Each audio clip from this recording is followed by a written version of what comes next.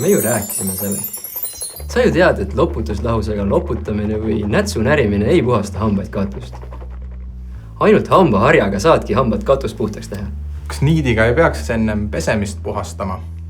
Väga õige. Hammaste vahelt saadki puhtaks ainult hambaniidiga, seepärast kasuta kord päevas ka hambaniiti. Ja selleks, et hambapasta saaks paremini jõuda kõikidesse vahedesse ja nurkadesse, kasuta hambaniiti just enne hammaste pesu. Hambavahede puhastamiseks vii niit lühikeste edasi-tagasi liigutustega hammaste vahele ja ka igeme vakku ja puhasta mõlema hamba pind 2-3 üles-alla liigutusega.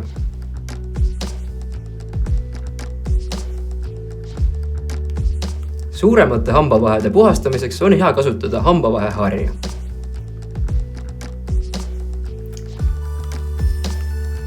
Kuule, aga üks mul mõnikord niiditades veritseb? Kas see juhtub siis, kui sa pole mõni päev hambaniiti kasutanud? Seega on sul olnud hammaste vahel mitu päeva kogunenud hambakatt ja on tekkinud igeme põletik. Kui sa kasutad hambaniiti regulaarselt, siis 1-2 nädala jooksul peaks veritsemine taanduma. Aga kui ei taandu, siis pöördu hambaarsti või hügienisti poole. Kuule, kus see minu hambahari siis on? Kas see uus on minu hambahari? Pehmete harjastega hambahari täiskasvanutele.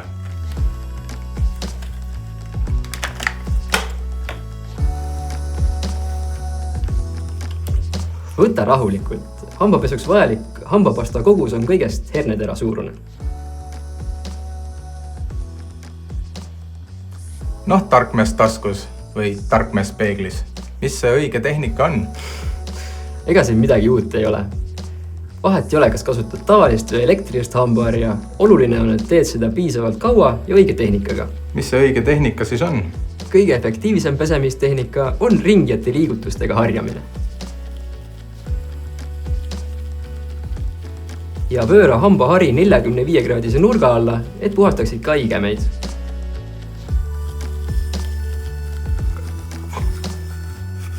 Ja väga oluline on, et pesed nii hammaste pealt, põse poolt kui keele poolt, et kõik pinnad saaksid puhtaks.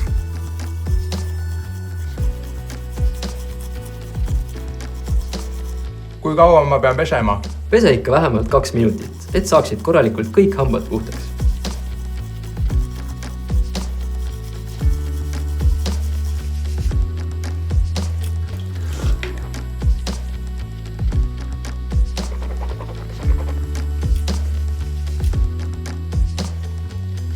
See on sul väga õigesti meeles. Kõige parem on hambapesu kvaliteeti kontrollida keelega. Keelega üle hammaste libistades tunduvad hambad puhtad ja siledad. Oi, kas ma peaks keele ka ära pesema?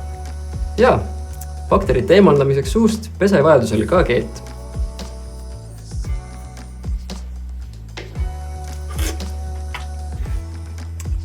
Aga hambapesu kvaliteeti on ikkagi aeg-ajalt hea hambaarsti või hügienisti juures üle kontrollida, sest mõni koht käib ikka mustaks.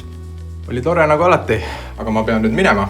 Oota, aga kindluse mõttes kordame ikka üle hammaste tervena hoidmise 5 kuldreeglit.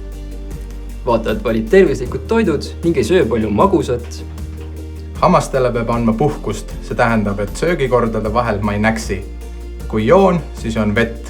Ja igal hommikul ja õhtul pesen hambad korralikult puhtaks.